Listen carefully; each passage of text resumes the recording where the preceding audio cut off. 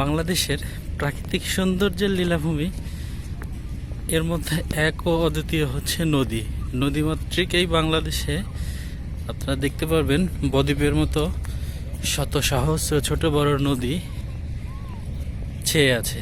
তার মধ্যে অন্যতম পদ্মা, মেঘনা, যমুনা। আমি এখন যে নদীর পাশ দিয়ে হেঁটে যাচ্ছি সেটার নাম যমুনা। এটা ভয়াবহ যমুনা নদী। এই যমুনা নদীতে আপনারা দেখতে পাচ্ছেন চারিদিকে শুধু পানি আর পানি। এই জায়গাটার নাম হলো সিরাজগঞ্জ হার্ট পয়েন্ট বা ক্লোজার বলেও সুপরিচিত। সারা সিরাজগঞ্জের মানুষ প্রত্যেক শুক্রবারে বিকেলবেলা এখানে এমন ভিড় করে দেখতে আসার জন্য, নদীর কলকল স্রোতের শব্দ শোনার জন্য, যেটা সত্যি অনেক সুন্দর। আপনারা যারা সিরাজগঞ্জের মানুষ, সিরাজগঞ্জের এই জায়গাটা দেখেছেন, তারা এই জায়গা সম্পর্কে জানেন। কিন্তু যারা দেখেন নাই তারা বিভিন্ন সময় ইউটিউবে, ব্লগে, বিভিন্ন জায়গায় দেখেছেন। তো আপনারা দেখতে পাচ্ছেন এখানে নদীতে অসংখ্য মানুষ গোসল করছে। শুধু পুরুষ না, মেয়েরাও, পুরুষ মেয়েরা সবাই। এখানে ব্লগগুলো রাখা আছে। নদীমাতৃক এই সিরাজগঞ্জে বিভিন্ন সময়ে নদীর ভাঙন দেখা দেয়, তখন এই আরসিসি ব্লকগুলো দিয়ে ভাঙন রোধ করার চেষ্টা করা হয়। হঠাৎ করেই আমার মনে হলো আপনাদের জন্য এই ভিডিওটা একটু করি। সেগুলো দেখতে পাচ্ছেন এখানে, আপনারা দেখতে পাচ্ছেন অসংখ্য মানুষ গোসল করছে নদীর মধ্যে। অনেক দূরে শুধু চোখ দিয়ে আমি দেখতে পাচ্ছি বঙ্গবন্ধু সেতু বা যমুনা সেতু। নতুন যে রেল সেতু সেটাও দেখা যাচ্ছে।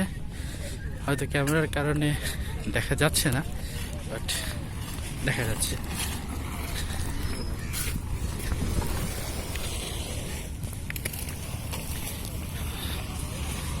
দর্শক, আমি যদি আপনাদেরকে খুব কাছ থেকে এই নদীর মানুষদের গোসল করানো দেখাই, তাহলে আমাকে একটু নামতে হবে।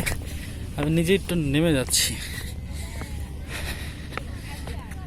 আমি আসলে কখনো এত টানা রোদ্রের মধ্যে থাকি না, তো এই রোদ্রের মধ্যে থাকার জন্যে আমার শরীর থেকে প্রচুর পরিমাণে ঘাম বের হচ্ছে।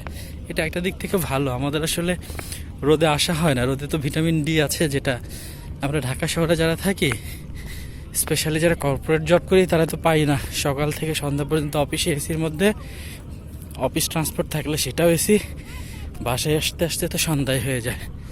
সো আসলে আমাদের শরীরে রোদ লাগানো হয় না বললেই চলে।